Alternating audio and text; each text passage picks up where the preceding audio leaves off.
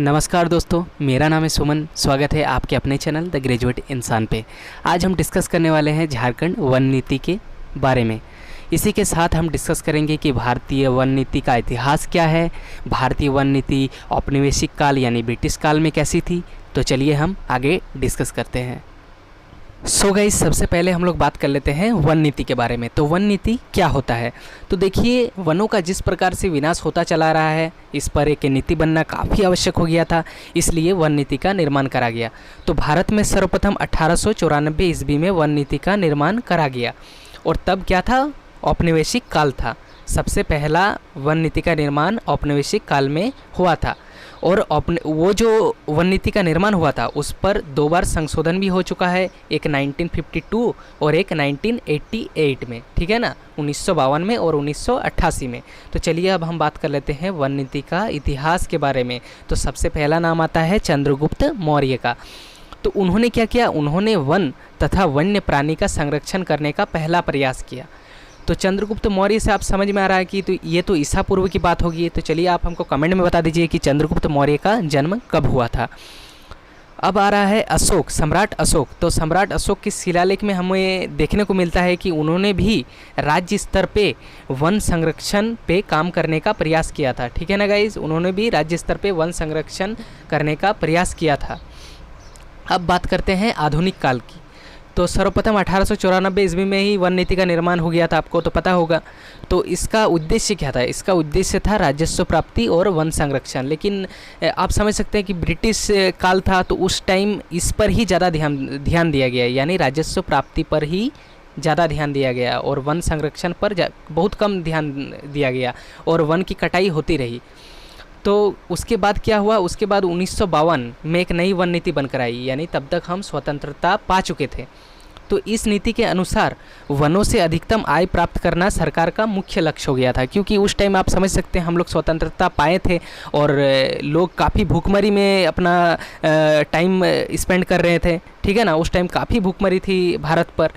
तो सरकार की वन नीति के कारण ही वर्ष 1952 से 1981 के बीच, तो उस टाइम आपको पता चलेगा कि काफ़ी पंचवर्षीय योजना भी चली।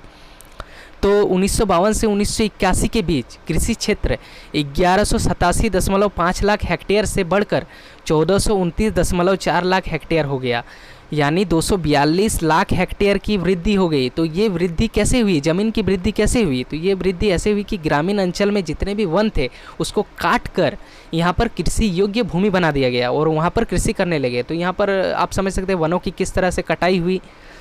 तो इसके बाद एक नई नीति बनना काफ़ी आवश्यक हो गया था, इसलिए 1988 में 1988 में एक नई वन नीति बनी। तो इस वन नीति का उद्देश्य क्या था? तो इसका उद्देश्य था कि भारत के हर प्रदेश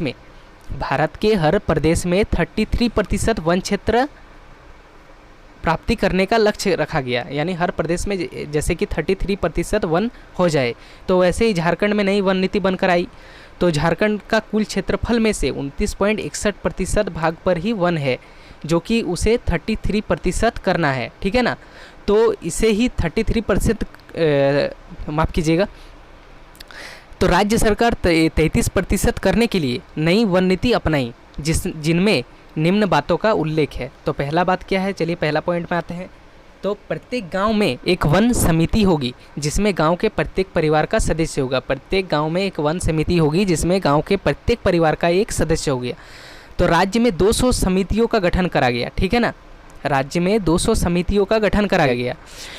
दूसरा पॉइंट है ग्रामीणों की आवश्यकता अनुसार वृक्षारोपण किया जाएगा। ग्रामीणों को जितनी आवश्यकता है उतनी वृक्षारोपण करा जाएगा उसके ग्रामीण इलाकों में भी।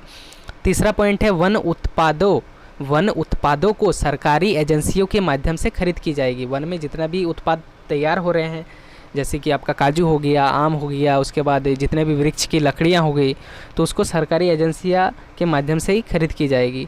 और चौथा पॉइंट क्या है कि वनों की सुरक्षा का भार ग्रामीण और वन विभाग दोनों के ऊपर होगा। तो देखिए, जंगल इलाके में बहुत सा ग्रामीण क्षेत्र भी होता है, तो उनको भी भार दिया गया है कि आप भी वनों की सुरक्षा करें। सो गाइस, 2 बार अमेंडमेंट भी हुआ। उसके बाद राज्य सरकार, भारत सरकार बहुत सारे योजना भी चला रही है जिससे कि वन क्षेत्र बढ़ाया जा सके, लेकिन अभी तक वो लक्ष्य प्राप्त नहीं किया जा सका है। आशा करते हैं कि ये जल्द ही पूर्ण हो जाए। तो मैं वीडियो का यहीं पे अंत करना चाहूँगा। वीडियो को अगर अच्छा लगा हो तो लाइक कीजिएगा, कमेंट कीजिएगा और अपने दोस्तों के साथ शेयर कीजिएगा। Thank you.